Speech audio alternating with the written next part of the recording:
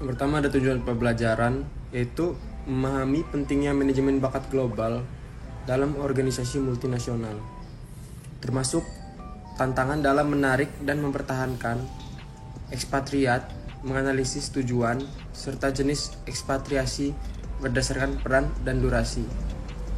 Penguasaan pengembangan dan strategi, rekrutmen, dan retensi ekspatriat yang efektif dengan mempertimbangkan faktor-faktor yang mempengaruhi keputusan ekspatriasi, mengidentifikasi dan kompetensi utama pemimpin global seperti pola pikir global, kepemimpinan kolaboratif, inovasi, dan kecerdasan budaya, mengembangkan kebijakan dan praktik terbaik dalam mengelola tenaga kerja global. Yang pertama itu adalah definisi dan pentingnya ekspatriat dalam perusahaan.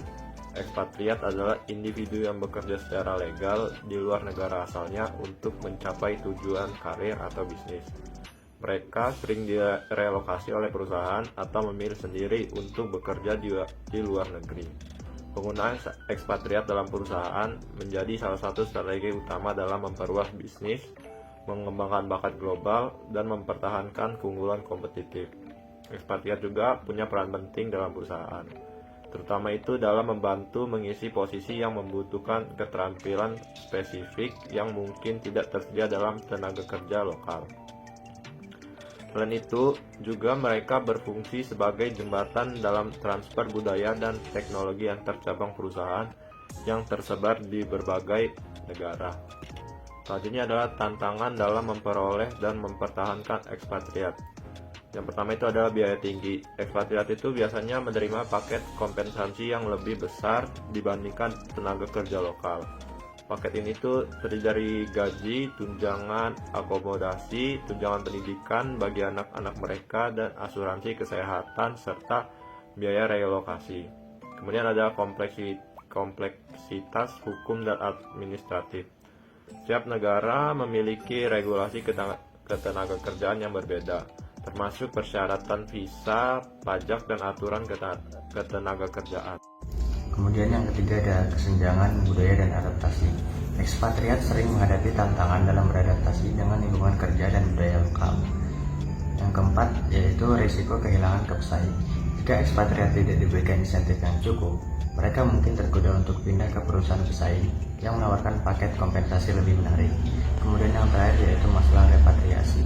Setelah masa penugasan berakhir, banyak ekspatriat merasa kesulitan dalam kembali ke organisasi asal mereka karena kurangnya perencanaan dan dukungan dari perusahaan. Selanjutnya ada tujuan penggunaan ekspatriat. Yang pertama yaitu mengisi posisi penting di luar negeri, yang kedua pengembangan kepemimpinan global, yang ketiga transfer budaya perusahaan, yang keempat transfer teknologi dan keahlian, kemudian yang terakhir yaitu membangun jaringan bisnis internasional. Baik, materi selanjutnya adalah jenis-jenis penugasan ekspatriat. Penugasan jangka panjang biasanya berlangsung antara 2 hingga 5 tahun dan diperuntukkan bagi manajer atau spesialis teknis yang menjalankan tugas strategis di luar negeri. Yang kedua itu ada penugasan jangka pendek. Berlangsung antara 3 hingga 12 bulan, sering digunakan untuk proyek sementara atau transfer pengetahuan yang tidak memerlukan keberadaan jangka panjang. Transfer satu arah. Ekspatriat dikirim ke luar negeri tanpa kewajiban untuk kembali ke negara asal setelah tugas mereka berakhir.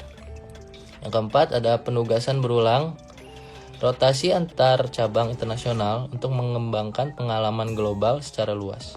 Yang kelima itu ada penugasan tak terbatas. Ini tidak memiliki tanggal akhir yang ditetapkan dan bergantung pada kebutuhan bisnis. Selanjutnya ada jenis-jenis ekspatriat. Yang pertama itu ada parent country nasional. Warga negara dari negara asal perusahaan yang dikirim ke cabang luar negeri. Yang kedua itu ada third country nasional. Warga negara dari negara ketiga yang direkrut untuk bekerja di luar negeri. Yang ketiga itu ada host country nasional. Tenaga kerja lokal yang mendapatkan tugas ekspatriasi dalam jaringan perusahaan global. Yang keempat itu ada foreign executive in local organization. Ekspatriat yang bekerja di organisasi lokal sebagai pemimpin. Yang kelima itu ada self-initiated expatriate, individu yang mencari pekerjaan di luar negeri atas inisiatif mereka sendiri tanpa dipindahkan oleh perusahaan asal mereka. Selanjutnya ada strategi retensi ekspatriat. Yang pertama, jalur karir yang jelas. Memberikan roadmap karir yang transparan dan realistis untuk ekspatriat, termasuk peluang promosi, pengembangan keterampilan, dan rotasi internasional. Hal ini memberikan motivasi dan arah yang kuat. Yang kedua ada dukungan adaptasi budaya. Menyediakan pelatihan lintas budaya sebelum dan selama penugasan untuk membantu ekspatriat memahami norma sosial, kebiasaan kerja, dan bahasa lokal. Pendampingan ini dari mentor lokal juga bisa sangat membantu. Ketiga yaitu paket kompensasi yang kompetitif, menawarkan gaji dan tunjangan yang mencerminkan tantangan penempatan internasional, termasuk tunjangan perumahan, transportasi, biaya sekolah anak, dan asuransi kesehatan premium. Dan yang keempat, dukungan keluarga.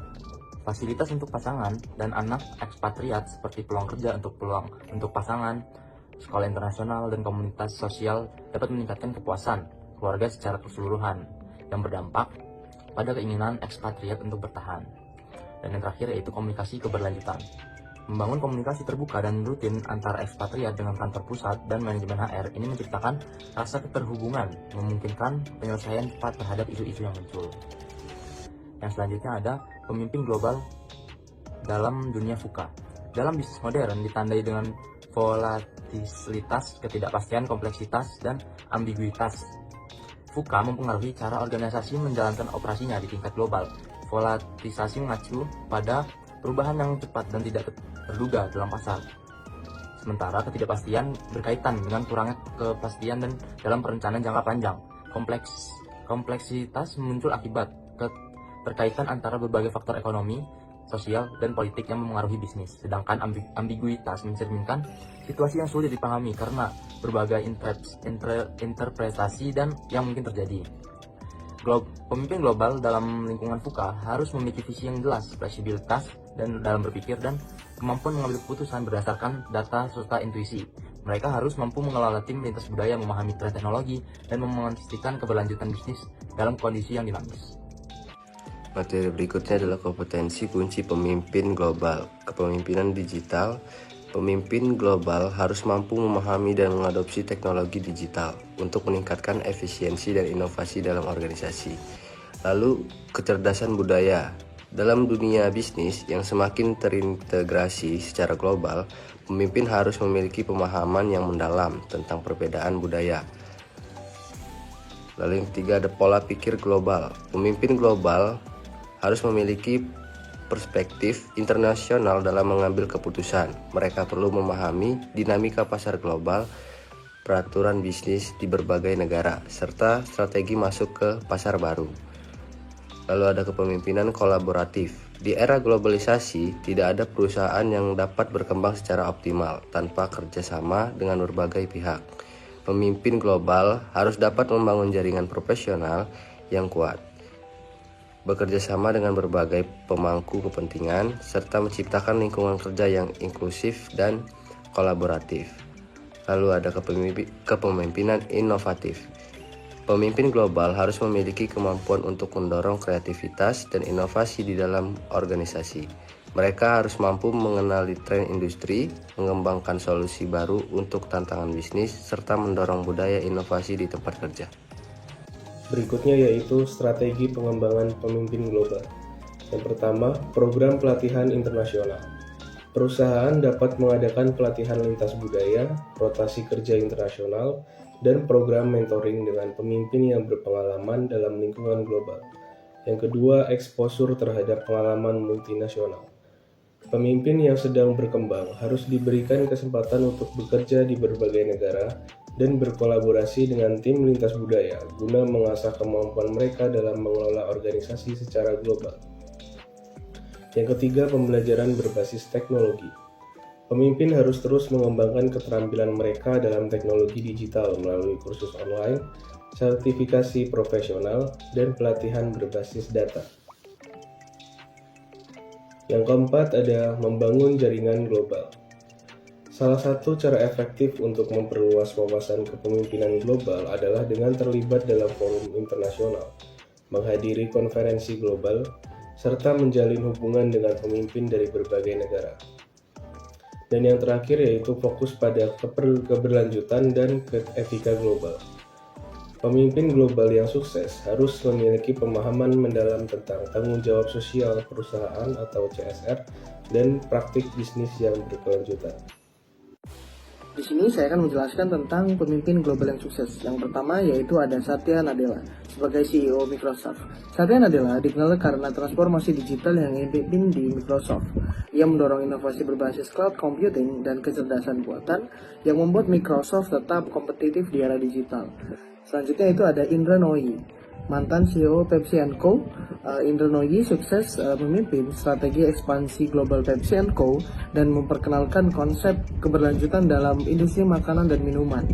Dan selanjutnya itu ada Elon Musk sebagai CEO Tesla dan SpaceX. Elon Musk adalah contoh pemimpin global yang memiliki visi jangka panjang untuk teknologi energi terbarukan dan eksplorasi luar angkasa.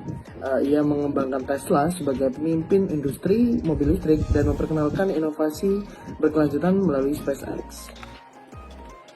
Selanjutnya itu ada kesimpulan. Manajemen bakat global sangat penting bagi perusahaan dalam persaingan internasional, terutama dalam memperoleh dan mempertahankan ekspatriat.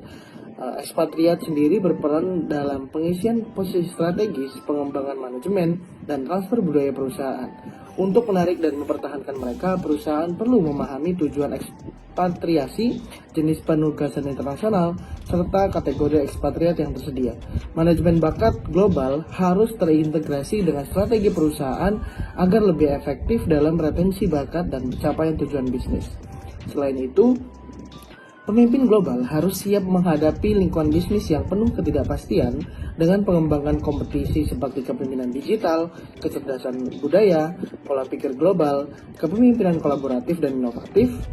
Dan selanjutnya penelitian persaingan global menunjukkan bahwa perusahaan yang membangun keterampilan ini lebih unggul dalam persaingan global. Oleh karena itu, organisasi harus secara proaktif mengelola bakat dan membekali pemimpin dengan keterampilan yang relevan agar dapat beradaptasi dengan dinamika pasar internasional. Sekian, terima kasih. Assalamualaikum warahmatullahi wabarakatuh.